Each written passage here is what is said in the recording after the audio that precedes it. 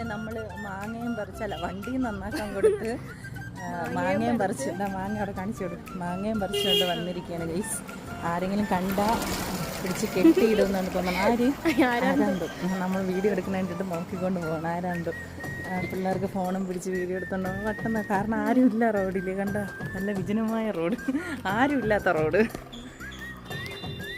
ഇതിന് വീട്ടിൽ പോയി മാങ്ങ ഉപ്പും മുളകൊക്കെ വെച്ച് തിന്നാം. അത് ഞാൻ കാണിച്ചു തരാം നിങ്ങൾക്ക്.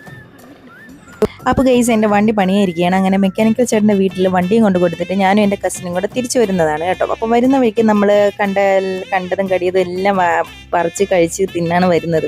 അപ്പോൾ ഇത് കണ്ടോ, ഇത് സംഭവം ശീമനെല്ലിക്ക. ഞങ്ങളുടെ ഇവിടെ ട്രിവാൻഡ്രത്ത് ശീമനെല്ലി എന്നാണ് പറയുന്നത്. നിങ്ങളുടെ ഇവിടെ എന്താണ് പറയുന്നത് കമൻറ്റ് ചെയ്തു. കുറേ നാളെ ശേഷം ഇങ്ങനെ ഇറങ്ങി നടന്നിട്ടൊക്കെ. കാരണം വണ്ടി ഉള്ളതുകൊണ്ട് വണ്ടിയിൽ വരും പോവും, അങ്ങനെയാണല്ലോ. രാവിലെ ജോലിക്ക് പോകും, വൈകിട്ട് വരുന്നു. പിന്നെ ഇതിനിടയ്ക്ക് എവിടെയാണ് നടക്കാനൊക്കെ സമയം കിട്ടുന്നത്. അതിൻ്റെ ബോഡിയിൽ കാണാനുണ്ട്. ഞാൻ വല്ലാണ്ടങ്ങ് വളർന്നു പോയി. അത് വിട്. അങ്ങനെ ഞങ്ങളിതാ വരുന്ന വഴിക്ക് മാങ്ങയും പറിച്ച് ചക്കയില്ല, നെല്ലിക്ക അങ്ങനെ കണ്ട് പറിക്കാൻ പറ്റുന്ന അത്രയും ഞങ്ങൾ പറിച്ച് തിന്നൊക്കെയാണ് വരുന്നത്.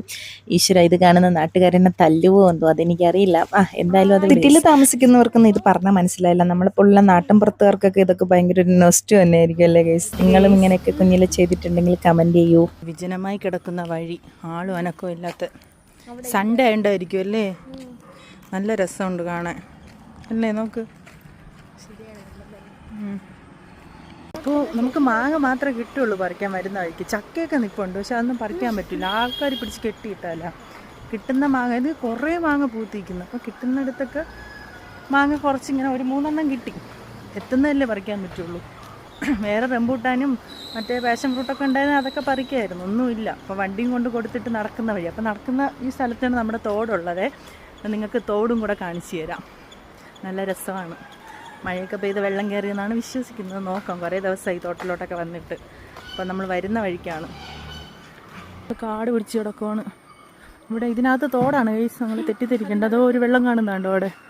അതാണ് തോട് ഗൈസ്, ഇതാണ് തോട്. തോട്ടിൻ്റെ അങ്ങോട്ട് ഇറങ്ങാൻ പറ്റില്ല, അവിടെ ഫുള്ള് ആളുകൾ നിൽക്കുകയാണ്.